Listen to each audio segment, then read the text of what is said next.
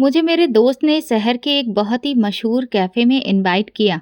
मैंने तुरंत सोनिया को कॉल की क्योंकि मैं अक्सर नाइट पार्टी में उसके साथ ही जाता था।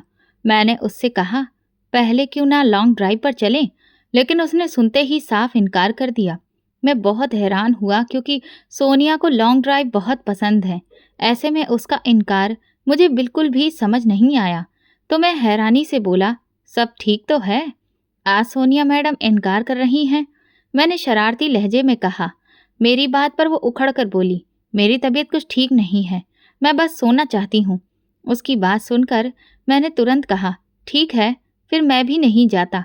लेकिन मेरी बात का उसने कोई जवाब नहीं दिया और बिना बाय कहे उसने फ़ोन बंद कर दिया। तो मुझे थोड़ी सी चिंता हुई कि कहीं उसकी तबीयत ज़्यादा खराब ना हो गई हो। दिल किया कि उसके घर चला जाऊं और हाल चाल ले लूं, लेकिन फिर पार्टी में लेट हो जाता, इसलिए इरादा बदल दिया। मैंने सोचा कि पार्टी से जल्दी निकलकर सोनिया के घर चला जाऊंगा। ये ख्याल मुझे बिल्कुल ठीक लगा और मैं अपनी तैयारी करने लगा। पार्टी शहर के बहुत ही अच्छे कैफ़े में रखी गई थी। जब मैं अपनी धुन में गाड़ी की चाबी उंगली में घुमाते हुए कैफ़े के अंदर दाखिल हुआ, तो रंग बिरंगी लाइटों के सैलाब में हल्की हल्की हंसी मजाक और खूबसूरत म्यूजिक ने मेरा मूड बहुत अच्छा कर दिया। पार्टी के माहौल में हर तरफ खुशबू फैली थी। म्यूजिक की रोमांटिक धुनें हवा में लहरा रही थीं और लोग बेफिक्र होकर एक दूसरे की कंपनी एंजॉय कर रहे थे। नाइट पार्टी मेरी जान थी। यही वजह थी कि मैं यहाँ आकर एकदम फ्रेश हो जाता था। मैं मुस्कुराते हुए बार काउंटर की तरफ जा ही रहा था कि अचानक मेरी नज़र कोने में खड़ी हुई सोनिया पर पड़ी। मैं चौंक गया। एक पल को लगा कि शायद ये मेरी गलत फहमी है। भला सोनिया इस पार्टी में कैसे आ सकती है? वो तो बीमार थी। उसने तो मुझसे ठीक से बात भी नहीं की थी और सोने जाने का कहकर फ़ोन बंद कर दिया था। वो यहाँ क्या कर रही है? मैं सोचते हुए अपने बालों में उंगलियां फेरने लगा और दोबारा उसकी तरफ देखा जहाँ वो खड़ी थी। वहाँ अब मुझे सोनिया के साथ समीर भी खड़ा दिखाई दिया। मेरे दिल की धड़कन तेज हो गई। वो समीर के साथ इतनी बेझिझक होकर बात कर रही थी कि मैं हैरान रह गया। इतनी खुश तो वो कभी मेरे साथ भी नजर नहीं आई थी जितनी समीर के साथ नजर आ रही थी। बात बात पर जोर जोर से हंस रही थी और ठहाका लगा रही थी। उन्हें इस तरह साथ देखकर मुझे बहुत तेज गुस्सा आने लगा। कुछ सेकंड पहले जो पार्टी की रंगीनियां मुझे अच्छी लग रही थीं, अब वे सब मेरी आंखों के सामने धुंधली पड़ गई थीं और ये सब सिर्फ सोनिया की वजह से हुआ था। मेरा मूड एकदम से ऑफ हो गया। मुझे समझ में नहीं आ रहा था कि अगर सोनिया को मेरे साथ दिक्कत थी और वो मेरे साथ नहीं जाना चाह रही थी तो साफ साफ बता देती। इस तरह मुझसे झूठ बोलने की क्या ज़रूरत थी? वो अच्छी तरह से जानती थी कि मुझे सबसे ज़्यादा नफरत झूठ से है। मैंने हमेशा सोनिया को ये बात समझाई थी कि सच बोलकर चाहे जितना मेरा नुकसान कर देना, मगर मुझसे कभी झूठ मत बोलना। लेकिन इसके बावजूद उसने मेरा भरोसा तोड़ा था। मैं इस बात से बहुत बेचैन था कि इतनी सी बात पर उसने मुझसे झूठ क्यों बोला। ये सवाल बार बार मेरे दिमाग में गूंजने लगा। मैं जानता था कि मेरा गुस्सा बहुत बुरा असर दिखाता है, इसलिए मैंने खुद को संभालने की कोशिश की और धीरे धीरे कदम बढ़ाता हुआ सोनिया के पास जा पहुंचा। मैं खामोशी से उसके पीछे जाकर खड़ा हो गया, लेकिन इतनी कोशिशों के बावजूद मैं अपने गुस्से को कंट्रोल नहीं कर पा रहा था।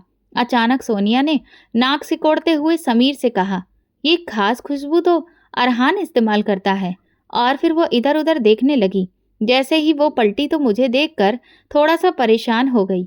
उसकी आंखों में हैरानी और परेशानी साफ दिख रही थी, लेकिन फिर जल्दी ही उसने चेहरे के एक्सप्रेशन बदल लिए और खुद को रिलैक्स दिखाने की कोशिश की। तुम? सोनिया ने हैरानी से पूछा। मैंने कंधे उचकाते हुए कहा, क्यों? मुझे यहाँ आने से किसी ने मना किया है क्या? लेकिन तुम तो कह रहे थे कि लॉन्ग ड्राइव पर चलना है। हाँ, वो मैंने तुम्हारे साथ प्लान किया था, लेकिन तुम्हारी तो तबीयत खराब थी और तुम्हें जल्दी सोना था, इसीलिए मैंने प्लान कैंसिल कर दिया और यहाँ आ गया। वो मेरी बात सुनकर नजरें चुराने लगी। तुम तो बता रही थी कि तुम्हारी तबीयत बहुत खराब है, तुम्हें तो इस वक्त अपने बिस्तर पर होना चाहिए था, मगर तुम तो समीर के साथ यहाँ पर गुलछर्रे उड़ा रही हो। गुलछर्रे उड़ाने के लिए तुम्हारी तबीयत बिल्कुल ठीक हो गई थी, है ना? मैंने अपने शब्दों को चबाते हुए कहा। उसके चेहरे का रंग उड़ गया और वो एकदम गुस्से में आ गई। तुम किस तरीके से मुझसे बात कर रहे हो? What nonsense. अरे वाह, अब तो अजब जमाना आ गया है, उल्टा चोर कोतवाल को डांटे। मैं उसके गुस्से भरे लहजे से बिखर गया। इतने में समीर हमारे बीच आ गया और बोला, क्या हो गया है गाइस, तुम दोनों आराम से भी तो बात कर सकते हो। मगर मैं गुस्से से उसकी तरफ पलटा और उसकी आंखों में आंखें डालकर बहुत तैश में बोला, बेहतर होगा कि तुम हमारे बीच से निकल जाओ, वरना। वरना क्या मतलब है? तू मुझे धमकी दे रहा है? वो आंखें निकालते हुए बोला। मैंने भी उसी अंदाज में जवाब दिया, हाँ, यही समझ लो। इससे पहले कि समीर और कोई गलत बात करता या फिर हम एक दूसरे का गिरेबान पकड़ लेते, सोनिया ने मुझे पीछे करते हुए गुस्से में कहा, अरहान, अपनी लिमिट क्रॉस मत करो। मैं हैरान रह गया। वो मुझे समीर के सामने तमीज सिखा रही थी। मैं उसकी इस बात पर भी उखड़ गया। कौन सी लिमिट क्रॉस कर दी है मैंने? कुछ साफ साफ बताना पसंद करोगी? इसे लिमिट क्रॉस करना नहीं कहते तो फिर क्या कहते हैं? जिस बदतमीजी से तुमने मुझसे कहा कि मैं समीर के साथ गुलछर्रे उड़ाने आई हूँ, तुम्हें यह कहने का अधिकार किसने दिया है? मेरे और तुम्हारे बीच सिर्फ दोस्ती है, हमारी कोई शादी नहीं हो गई है कि तुम मेरे पति हो और मुझ पर इस तरह का अधिकार जताओ। और ना ही मैं तुम्हारी कोई प्रॉपर्टी हूँ कि तुम्हारी मर्जी के बिना कहीं जा नहीं सकती। मेरा दिल करेगा तो मैं किसी से भी बात करूंगी, पार्टी में जाऊंगी, हर जगह। तुम्हारा छल्ला बनने का मुझे कोई शौक नहीं है। आइंदा जब मुझसे बात करो तो सोच समझ कर किया करो कि किससे बात कर रहे हो। सोनिया की ये बात सुनकर मैं संजीदा अंदाज में हंसते हुए बोला, तुम्हें तो बहुत बड़ी बड़ी बातें करनी आती हैं। मेरे ख्याल में अगली बार कॉलेज की डिबेट में जरूर हिस्सा लेना चाहिए। लेकिन मेरी बात का जवाब देने की बजाय सोनिया चुपचाप दूसरी ओर देखने लगी। इतने में समीर ने सोनिया से कहा, क्यों ना हम रूफ पर चलें, वहां अच्छी हवा चल रही है। लेकिन सोनिया ने तुरंत मना कर दिया, नहीं, मैं यहीं ठीक हूँ। समीर कंधे उचकाकर वहां से चला गया। न जाने क्यों सोनिया का उसका इनकार करना मुझे बहुत अच्छा लगा। मेरे दिल में जो उसके लिए गुस्सा था वो अचानक खत्म हो गया। मैं उसे फिर मनाने की कोशिश करने लगा, लेकिन वो मुंह फुलाए नाराज खड़ी रही। मैंने उसे समझाते हुए कहा, मैं भी तुम्हें अपनी दोस्त की तरह ही समझता हूँ, इसीलिए तुम्हारी फिक्र करता हूँ। तुम जानती हो कि मेरे दिल में तुम्हारे लिए क्या क्या एहसास और जज्बात हैं। फिर भी तुम मुझे परेशान करती हो। अगर तुम्हें पार्टी में आना ही था तो मुझसे झूठ बोलकर, धोखा देकर आने की क्या जरूरत थी? सोनिया की आंखों में शोले भड़क उठे। क्या फिजूल बातें कर रहे हो अरहान? मैं तुम्हें क्यों धोखा दूंगी? मेरा बस मूड बन गया तो चली आई। मैंने एक पल रुक कर कहा, तो फिर तुम मुझे भी साथ चलने के लिए कह सकती थी, लेकिन तुम तो समीर के साथ आई थी। ये बात मुझे अच्छी नहीं लगी। क्यों? इसमें क्या बुरा लगने वाली बात है? वो और ज्यादा गंभीर होते हुए बोली, ये मेरी जिंदगी है, इसे जैसे चाहूं जीऊंगी। न जाने क्यों उसकी आंखों में एक अजीब सी बगावत नजर आई और मैं चुप हो गया, क्योंकि मैं उसे खोना नहीं चाहता था। लेकिन ये भी सच था कि मैं उसे किसी और के साथ नहीं देख सकता था।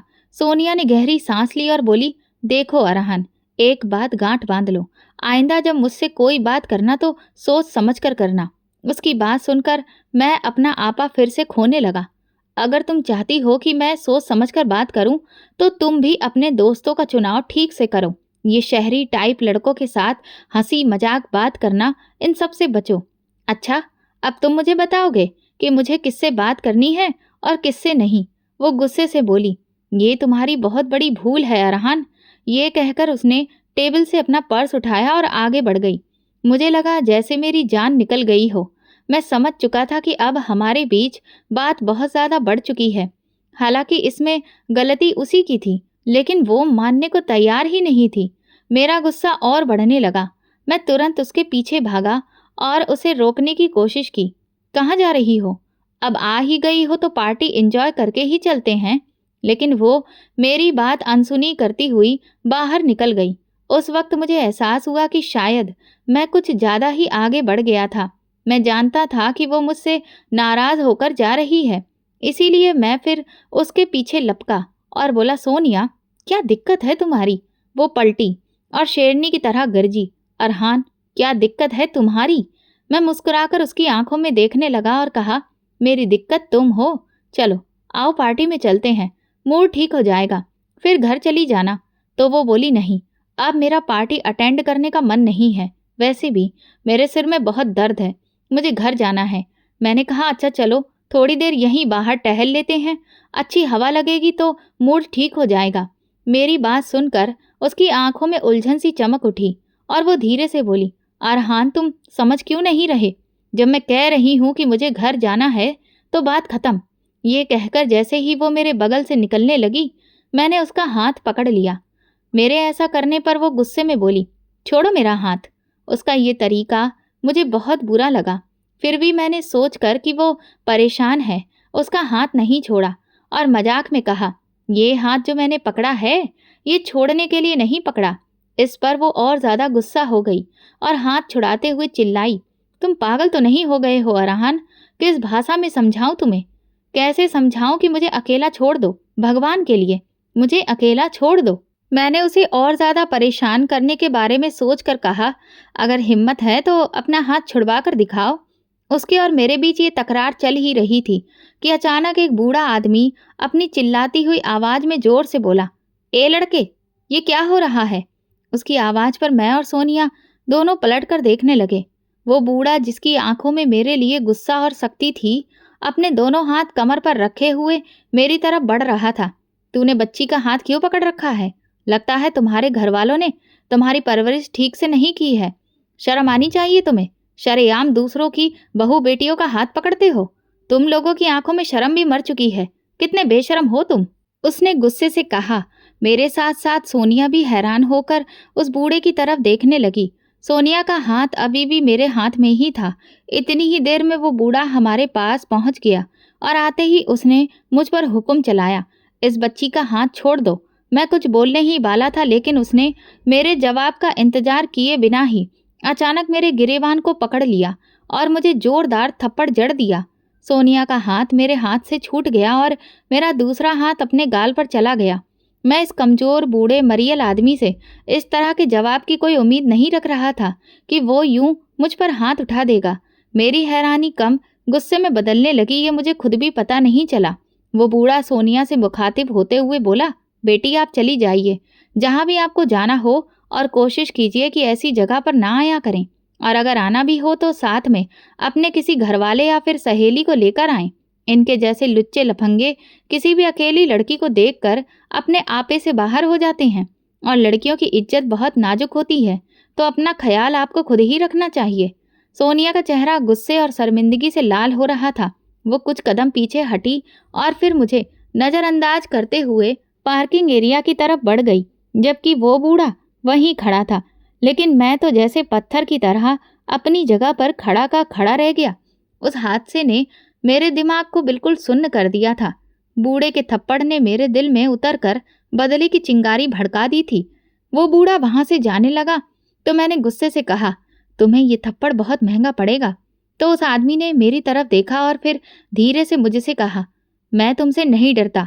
यकीनन तुम किसी बहुत ही अमीर बाप के बेटे हो, लेकिन मेरा भगवान तुमसे बड़ा है, और ये मेरे ईमान की ही पहचान है कि एक बुराई जो सरेआम हो रही है उसे मैं किसी भी तरह से रोक सकूं। ये कहकर वो तो चला गया, लेकिन अब मेरे अंदर गुरूर और गैरत को संतुष्ट करने का एक ही तरीका था कि उसका जवाब दिया जाए। मैं अपनी गाड़ी में बैठा और तेज रफ्तार से वहां से निकल आया। सड़क पर गाड़ी चलाते हुए मेरे मन में बस यही सवाल घूम रहा था, आखिर वो बुढ़ा कौन था? उसे ये हक किसने दिया कि वो मुझे रोककर मेरी जिंदगी में दखल अंदाजी करे? मैं इस बात को किसी भी हालत में बर्दाश्त नहीं कर सकता था कि कोई अजनबी मेरी इज्जत के साथ खेलकर चला जाए। मैं बेमकसद गाड़ी सड़कों पर घुमाता रहा और फिर जब बहुत थक गया तो घर का रास्ता पकड़ लिया। लेकिन मैं जानता था कि इस वक्त हमारे घर में कोई भी नहीं होगा, जबकि मुझे एक ऐसे साथी की जरूरत थी जिससे मैं अपना दुख बांट सकता। फिर भी एक झूठी सी उम्मीद पर मैंने घर के सारे कमरों में झांका। हर तरफ सन्नाटा पसरा था। मेरे दिमाग में पहले सन्नाटे की तरह मेरे मन में उन तमाम लम्हों की तस्वीरें चलने लगीं जब मैं छोटा था और स्कूल में पहली बार एक बड़ा इनाम जीता था। तब भी मेरे मम्मी पापा वहाँ नहीं थे। तब भी मैंने अकेले ही वो खुशी का जश्न मनाया था।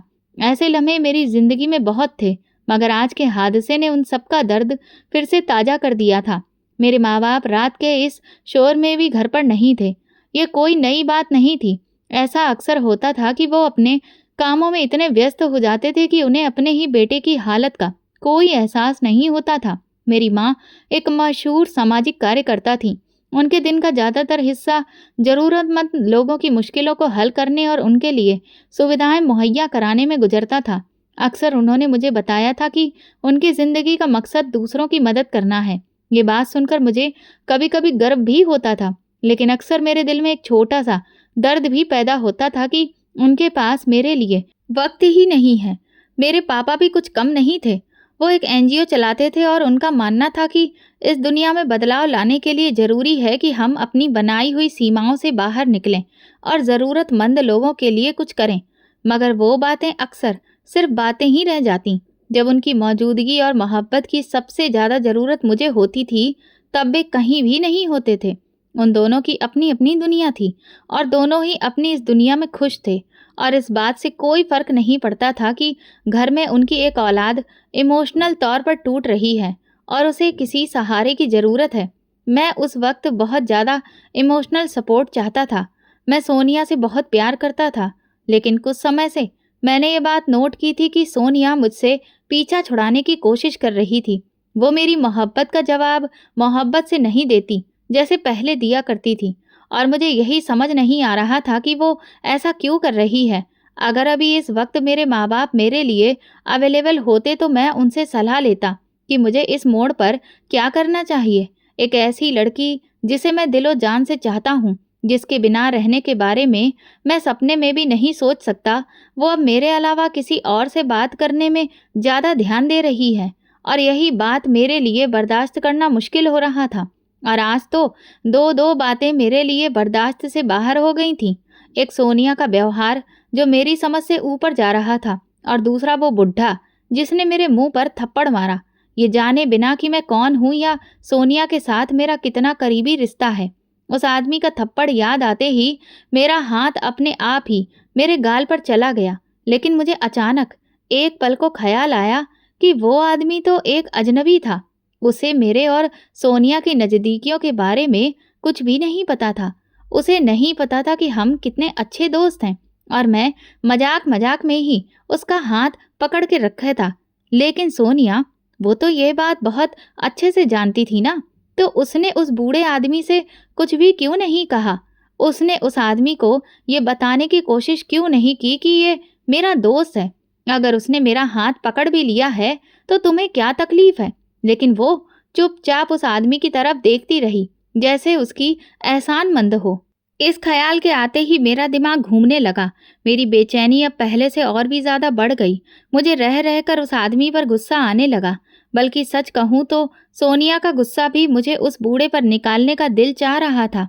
नफ़रत और बदले की आग मेरे अंदर जलने लगी। आज का दिन मेरे लिए बहुत भारी था। बूढ़े के थप्पड़ और सोनिया की बेरुखी ने मेरे दिल में एक गहरी चोट लगा दी थी। मैं इस बारे में बात करना चाहता था, लेकिन किससे बात करता? यहाँ तो मैं अकेला था। मैं सोफे के कोने में बैठकर सोचने लगा। मेरी आंखों में आंसू आ गए, लेकिन फिर बदले की आग मेरे अंदर रोशन हो गई। मैं अपने दिल की बेचैनी को कम करने के लिए कमरे में टहलने लगा। रात का न जाने कौन सा पहर था जब मेरे माँ बाप घर वापस आए। मैं तुरंत अपने कमरे से बाहर निकला और तेजी से उनकी तरफ बढ़ा। वे मुझे देखकर हैरान होकर बोले कि मैं अब तक क्यों जाग रहा हूँ और सोया क्यों नहीं। मैंने हिम्मत जुटाकर अपनी माँ से कहा, माँ, मुझे आपसे कुछ बात करनी है। माँ ने मेरी बात सुनकर मुझे थकी थकी नज़रों से देखा।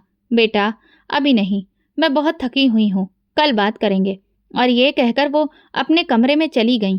मेरे पापा भी मेरी तरफ देखकर थके हुए लहजे में बोले, बेटा, कोई ज़रूरी बात है तो कल कर लेना, आज हम बहुत थके हुए हैं। और वे भी अपने कमरे में चले गए।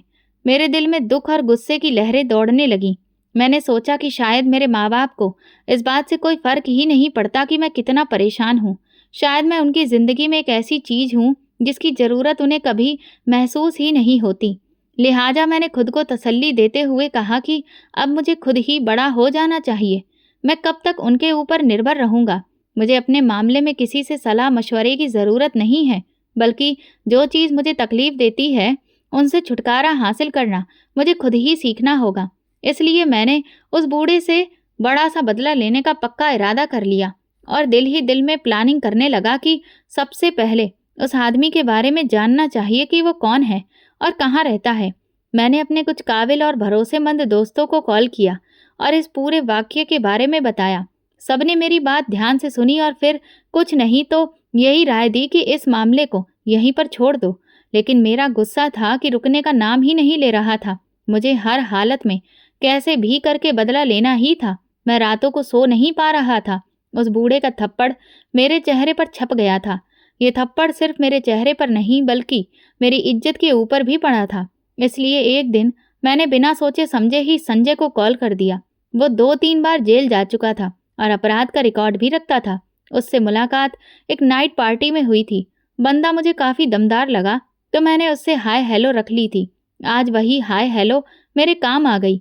मेरे जिगरी दोस्त जो मुझे बदला लेने के इरादे से दूर रहने की सलाह दे रहे थे, वहीं पर जब मैंने संजय से इस बारे में बात की तो उसने मुझे हिम्मत देते हुए कहा, ये तो कोई बड़ी बात नहीं है।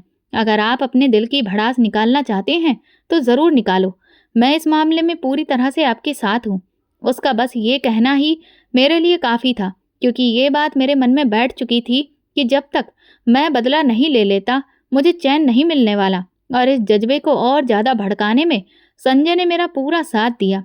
मैं दिन की रोशनी में संजय को उस कैफेटेरिया के पास लेकर गया और फिर उसे सारी बात पॉइंट टू पॉइंट बताई।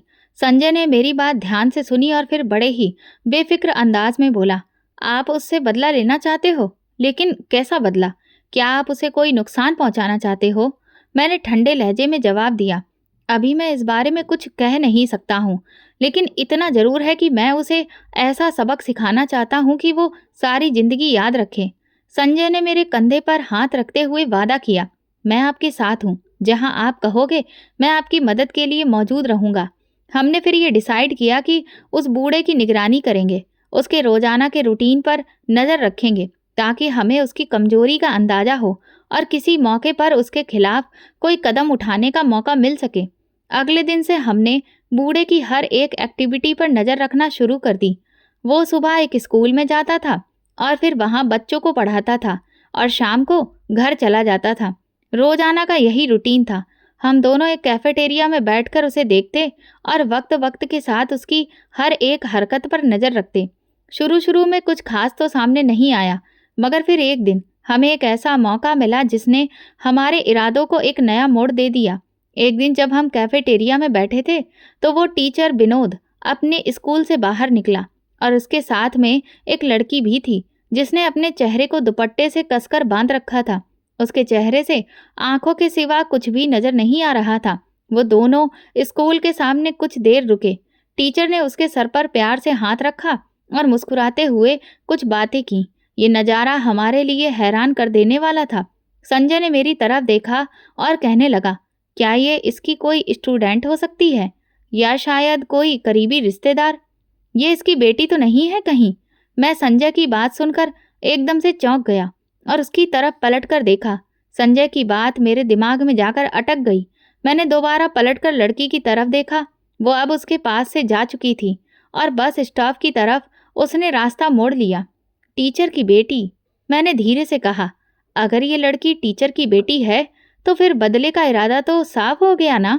ये ख्याल आते ही मेरे चेहरे पर एक जहरीली मुस्कुराहट फैल गई और संजय भी मेरे इरादे को भांपते हुए मेरी तरफ मुस्कुराकर देखने लगा।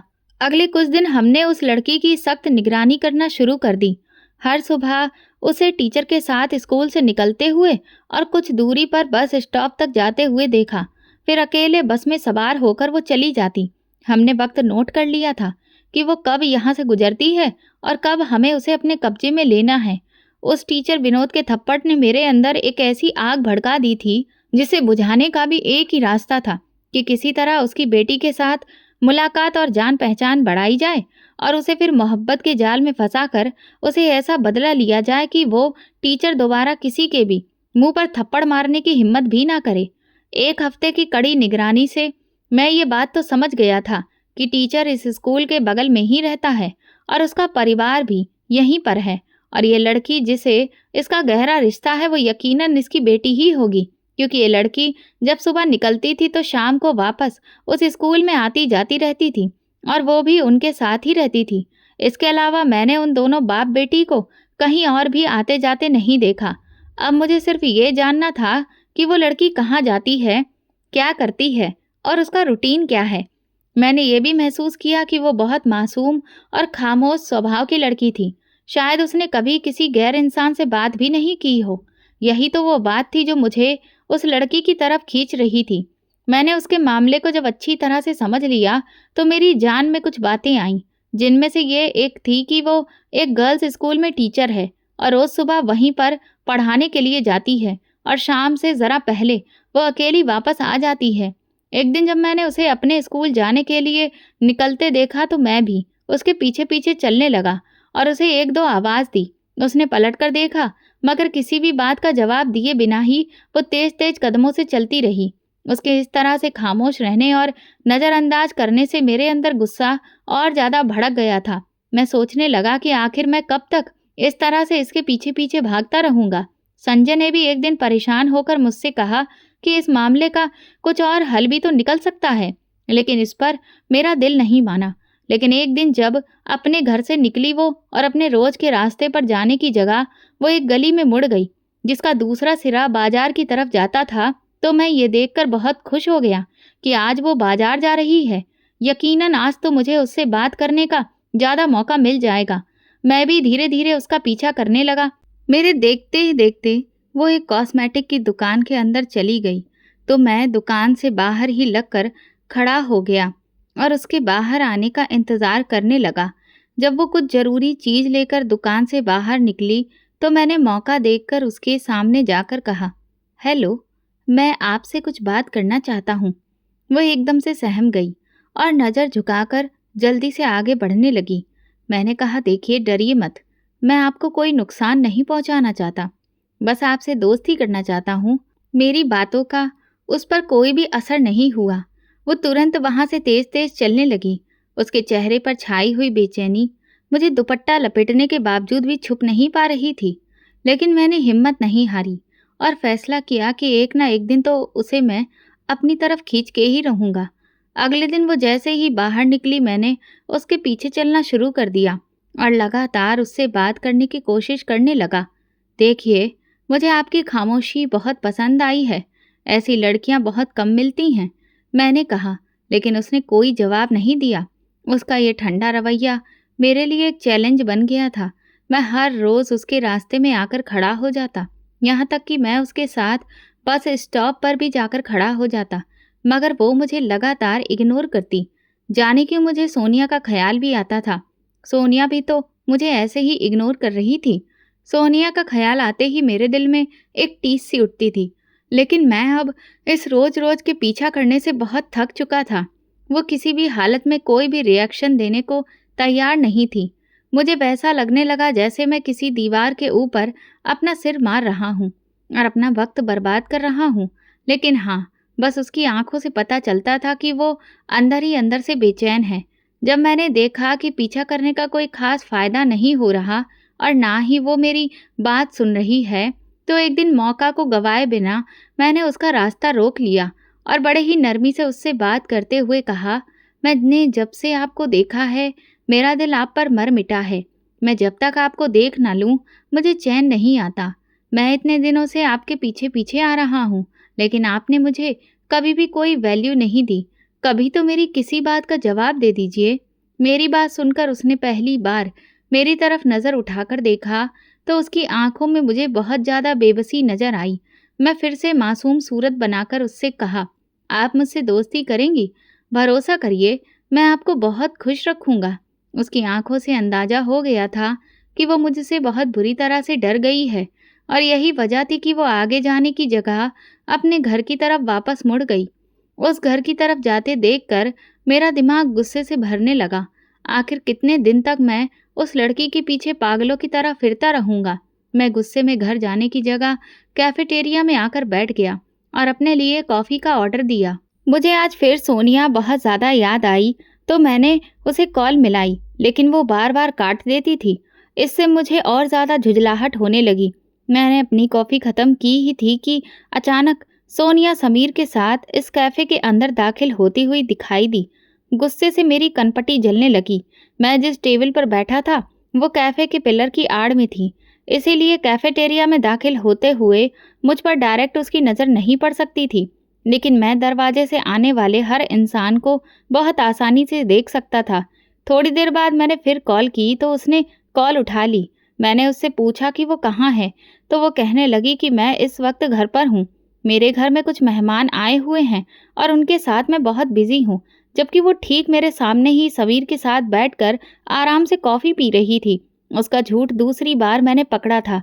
भगवान जाने इससे पहले वो मुझसे कितनी ही बार झूठ बोल चुकी थी। ये ख्याल आते ही मेरा दिल उसकी तरफ से बहुत ज़्यादा खट्टा हो गया और मैं अपनी जगह से उठा और सीधा उसकी टेबल पर चला गया। कुर्सी घसीटकर ठीक उसके पास जा बैठा। वो मुझे देखकर परेशान हो गई, जबकि समीर के चेहरे पर एक अजीब सी हैरानी उभर आई। मैंने वेटर को बुलवाया और कहा, आज की कॉफ़ी मेरी तरफ से। मैं जानता था कि सोनिया को कौन सी कॉफ़ी पसंद है, इसलिए मैंने उसका ऑर्डर दिया और खामोशी से उठकर खड़ा हो गया, क्योंकि आज मैंने सोनिया को अपनी मोहब्बत से आज़ाद कर दिया था। मैं अपनी मोहब्बत को आए दिन एक नए चेहरे के साथ नहीं देख सकता था। इससे पहले भी वो कई लड़कों के साथ घूमती फिरती थी। मुझे लगा कि शायद मेरी मोहब्बत उसे बदल देगी और वो मेरी हो जाएगी, लेकिन ऐसा नहीं हो सका। इसलिए बजाय उसे बुरा भला कहने के या फिर दोबारा तमाशा करने से, मुझे ये बेहतर लगा कि मैं खुद ही उसकी ज़िंदगी से निकल जाऊं। इसलिए मैंने उसे गुड लक कहा और तेज कदमों से अपनी गाड़ी में आकर बैठ गया। ये मोहब्बत भी कितनी बेकार चीज़ है, इंसान को किसी काबिल नहीं छोड़ती। मैंने दुख से सोचा, मैं मोहब्बत तो छोड़ सकता हूँ लेकिन बदला नहीं।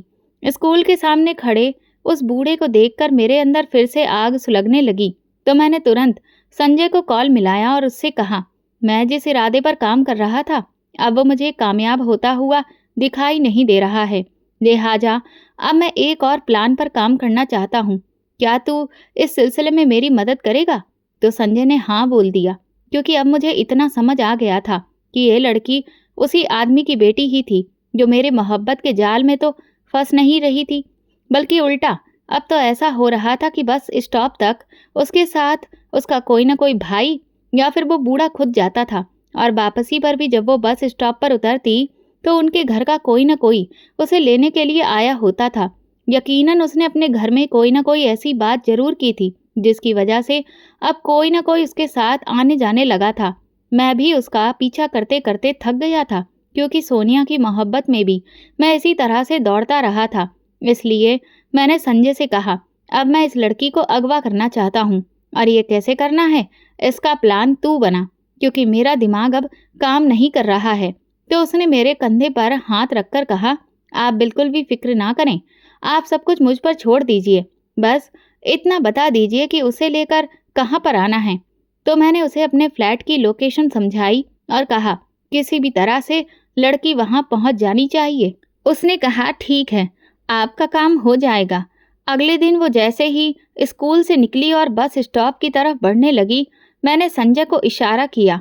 हमने उसका पीछा किया और जैसे ही वो अकेली हुई, मैं पीछे से जाकर उसके मुंह पर हाथ रख दिया और संजय ने उसे मजबूती से पकड़कर गाड़ी की पिछली सीट पर फेंका।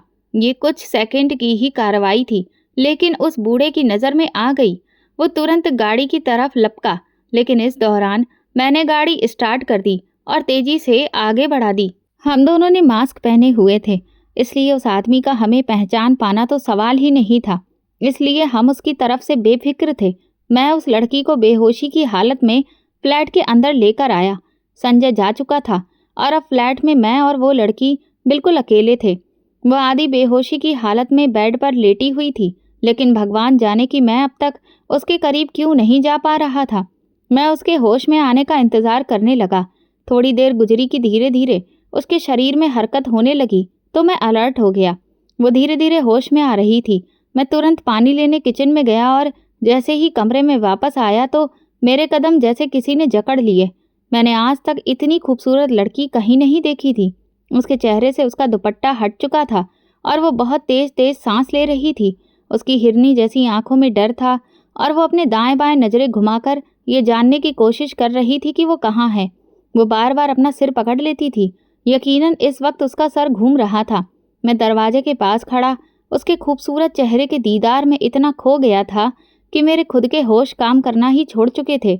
जैसे ही उसकी नज़र मुझ पर पड़ी, वो एकदम से सिमट कर बैठ गई और रोने लगी। फिर उसने अपने दुपट्टे से अपने चेहरे को फिर से ढक लिया तो मैंने तुरंत अपनी नज़रें नीचे कर ली। पता नहीं क्यों उस वक्त मेरे दिल में ख्याल आया कि इस लड़की को मुझसे डरना नहीं चाहिए। ये ख्याल आते ही मैंने दोबारा उसके चेहरे की तरफ नहीं देखा। पानी लाकर बेड के पास टेबल पर रखा और खामोशी से कमरे से बाहर जाने लगा ताकि मेरे चले जाने पर वो थोड़ा रिलैक्स हो जाए। लेकिन मैं दरवाजे के पास पहुंचा ही था कि उसने मुझे आवाज़ दी, कौन हो तुम? वही ना जो मेरा रास्ता रोज रोकते थे। तो मैं पलटकर उसकी तरफ देखा। उसने खुद को और अच्छे से दुपट्टे से लपेट लिया, लेकिन उसकी नीली आंखें जो डर से भरी थीं, अब आंसुओं से लबालब भर चुकी थीं। उसकी आंखों में आंसू देखकर मेरा दिल कटसा गया। मैंने धीरे से सिर हिलाकर कहा, हाँ, मैं वही हूँ। तुम तो मुझसे मोहब्बत के दावे करते थे ना? तुम्हारे लिए क्या मोहब्बत का मतलब यही है कि अगर कोई मना कर दे तो उसे ज़बरदस्ती उठाकर बेइज्जत कर दो? वो बहुत ही कड़क लहजे में बोली। तो मैं उसकी खूबसूरत आवाज़ सुनकर शर्मिंदा सा हो गया। सच्चाई ये नहीं है, मैंने तुरंत गंभीर लहजे में धीरे से कहा। तो उसकी आंखें हैरानी से फैल गईं और वो बेड से उतरकर दीवार का सहारा लेकर खड़ी हो गई। अच्छा, तो फिर बताओ, हकीकत क्या है? मैंने उससे कहा, मुझे बदला लेना था, ये उसी का नतीजा है। तो वो हैरान होकर मेरी तरफ देखती रही। बदला? किससे लेना था तुम्हें? मैंने नजरें उठाए बिना दूसरी तरफ देखते हुए कहा, तुम्हारे बाप ने मेरे मुंह पर थप्पड़ मारा था, इसीलिए मैंने ये फैसला किया था कि तुम्हारे बाप को इस थप्पड़ का मजा जरूर सिखाऊंगा। वो मेरी बात सुनकर डर से कांपने लगी। फिर उसने कमरे से भागने की कोशिश की तो मैंने उसे पकड़ लिया और गुस्से से कहा, खबरदार जो इस कमरे से बाहर निकलने की कोशिश की, वरना मुझसे बुरा कोई नहीं होगा। वो जोर जोर से पागलों की तरह चिल्लाने लगी। मुझे उस पर इतना गुस्सा आया कि मैंने अपना हाथ उसके मुंह पर थप्पड़ मारने के लिए उठाया ही था कि उसने अपने नाजुक हसीन हाथ मेरे आगे जोड़ दिए। मुझे जाने दो, मुझ पर तरस खाओ, मैं पहले ही बहुत दुखों की मारी हूँ। तुम जिसे मेरा पिता समझकर मुझसे बदला ले रहे हो, वो मेरे पिता नहीं हैं, बल्कि मेरे चाचा हैं। मेरे माँ बाप तो एक हादसे में इस दुनिया को छोड़कर चले गए थे। मैं एक अनाथ लड़की हूँ। पहले ही मेरी चाची मेरी वजह से चाचा से बहुत लड़ती रहती है कि इसे घर से निकाल दो, हम अपने बच्चों का खर्चा उठाएं या फिर इसका। वो मुझे बहुत परेशान करती हैं और अब इस घटना के बाद तो उन्हें एक और मौका मिल जाएगा। प्लीज़ मुझे वहाँ छोड़ आओ, अभी किसी को कुछ भी पता नहीं चला होगा। मैं पलटकर उसकी तरफ देखने लगा। उसकी नीली आंखों में एक उम्मीद थी कि मैं उसकी बात मान जाऊंगा। उसकी और मेरी जिंदगी एक जैसी थी। वो बिना माँ बाप की पली थी और मैं माँ बाप के होते हुए भी अकेला पला था। हमारी कहानी लगभग एक जैसी थी। शायद इसी वजह से मेरे दिल में बदले की आग ठंडी पड़ गई। मैंने कहा, ठीक है, चलो मेरे साथ चलो। मैंने उसे गाड़ी में बिठाया और इज्जत से उसके घर जाकर छोड़ दिया। फिर खुद कैफेटेरिया चला गया। लेकिन मैं नहीं जानता था कि मेरी वजह से उस लड़की पर अब क्या कयामत टूटेगी। मैं अभी वहां पर बैठा ही था कि तभी अचानक मुझे तेज तेज चीखने चिल्लाने की आवाज़ सुनाई दी। जब मैंने पलटकर पीछे देखा तो वहां का नज़ारा देखकर मेरे होश उड़ गए। उस लड़की की चाची ने उसे बहुत जोर से धक्का देकर घर से बाहर फेंक दिया था। वो लड़की धड़ाम से जाकर बाहर गिरी, जिससे उसकी बाँह छिल गई और खून निकलने लगा। वो घर के बाहर गिरी पड़ी थी और तभी उसकी चाची ने एक छोटा सा थैला उसके मुंह पर फेंका। वो बहुत बुरी तरह से रो रही थी और घर के अंदर जाने की कोशिश कर रही थी, लेकिन उसे फिर से किसी ने धक्का देकर बाहर फेंक दिया। कॉफ़ी का पहला घूंट लेते हुए जब मेरी नज़र उस पर पड़ी तो मेरे पैरों तले से जमीन खिसक गई। हे भगवान, ये लड़की दरवाजे पर इस तरह से पड़ी हुई रो क्यों रही है? अभी तो ठीक ठाक अंदर गई थी। क्या इसके चाचा ने इसे अंदर नहीं आने दिया? मैं तुरंत कैफेटेरिया से बाहर निकला कि तभी मैंने उसकी चाची को उसे पीटते हुए देखा। वो चिल्ला चिल्ला कर उसे पीटते हुए कह रही थी, खबरदार जो मेरे घर में कदम रखने की कोशिश भी की और यहाँ आस पास भी नजर आई, जिसके साथ मुंह काला करके आई है, वापस उसी के पास चली जा। मेरी भी जवान बेटियां हैं, मैं तेरी वजह से उनका भविष्य दाव पर नहीं लगा सकती। वो बेचारी लड़की रो रो कर अपनी बेगुनाही साबित करने की कोशिश कर रही थी, लेकिन उसकी चाची को उस पर जरा भी रहम नहीं आया और उसने दरवाज़ा बंद कर दिया। फिर वो लड़की अपना बैग उठाकर आसपास देखने लगी। उसके पास से गुजरते हुए कई मर्द उसे घूर घूर कर देख रहे थे। ये सब देखकर मुझसे रहा नहीं गया, लेकिन मुझे समझ में नहीं आ रहा था कि मैं क्या करूं। रात का अंधेरा छा चुका था और यह अंधेरा उसे भी बुरी तरह डरा रहा था। वो अंधेरे रास्ते की तरफ निकल गई। शायद उसे पता भी नहीं था कि वो कहाँ जा रही है। मैं भी उलझन में वहीं खड़ा रहा और सोचने लगा कि ये सब क्या हो गया। मैं अभी अपनी सोच में डूबा ही हुआ था कि तभी अचानक सड़क से एक तेज रफ्तार गाड़ी निकली और उसमें से लड़कों के हूटिंग करने की आवाजें आ रही थीं। मैंने जैसे ही उन्हें देखा, मैं पहचान गया। इनमें से कई लड़के उन क्लब्स में आते थे जहां मैं जाया करता था, और ये लड़के शरीफ नहीं थे। ये लड़कियों के साथ सिर्फ टाइम पास करते थे और उन्हें खिलौना समझते थे। वो उसी रास्ते की तरफ गए जिधर वो लड़की कुछ देर पहले गई थी। ये देखकर न जाने क्यों मेरे शरीर में अचानक से बिजली दौड़ गई और मैं भी अपनी गाड़ी में बैठकर उस रास्ते पर निकल गया। जैसे ही मैं कुछ दूर पहुंचा, सामने का नज़ारा देखकर मेरे होश उड़ गए। वो लड़के उस लड़की को जबरदस्ती अपनी गाड़ी के अंदर खींच रहे थे और वो अकेली ही उनसे खुद को बचाने की कोशिश कर रही थी। मैं तुरंत गाड़ी से निकला और उनमें से दो के मुंह पर कसकर घूंसा जड़ दिया, जिससे वे घबरा गए। और ये सोचकर कि कहीं उनकी करतूत पुलिस तक न पहुंच जाए, तुरंत गाड़ी में बैठकर वहां से भाग खड़े हुए। वो लड़की वहीं सड़क पर बैठ गई और फूट फूट कर रोने लगी।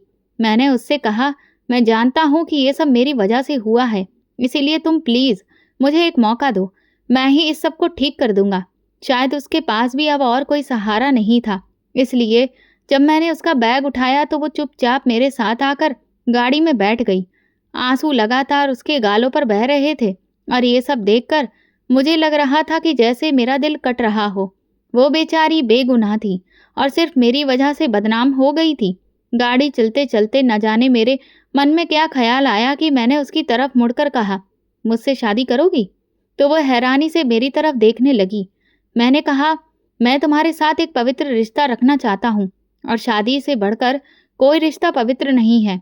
तो उसने सर हिलाकर अपनी स्वीकृति दे दी। अगले ही दिन हमने कोर्ट मैरिज कर ली और मैं उसे घर ले आया। मैंने सोच लिया था कि उसकी जिंदगी जो मेरी वजह से इतनी मुश्किलों का शिकार हुई थी, अब मैं उसे खुशियों से भर दूंगा। वो भी एक बहुत ही बड़े दिल वाली लड़की साबित हुई। मेरी पत्नी बनने के बाद उसने मेरी सारी गलतियों को माफ़ कर दिया और मुझे वो प्यार दिया जो कभी मेरे माँ बाप से भी नसीब नहीं हुआ था। जो वफादारी मैं अब तक सोनिया में ढूंढता रहा, वो मुझे मेरी पत्नी से मिली। पहले तो मेरे माँ बाप को इस रिश्ते से ऐतराज़ हुआ, लेकिन जब मैंने अपनी पूरी गलती उनके सामने साफ तौर पर रख दी, तब उन्होंने भी मेरे फैसले को बिल्कुल सही ठहराया। सच कहूँ तो ये सब जो कुछ भी हुआ वो था तो गलत, लेकिन इसका अंजाम मुझे मेरी सच्ची खुशियों से मिला।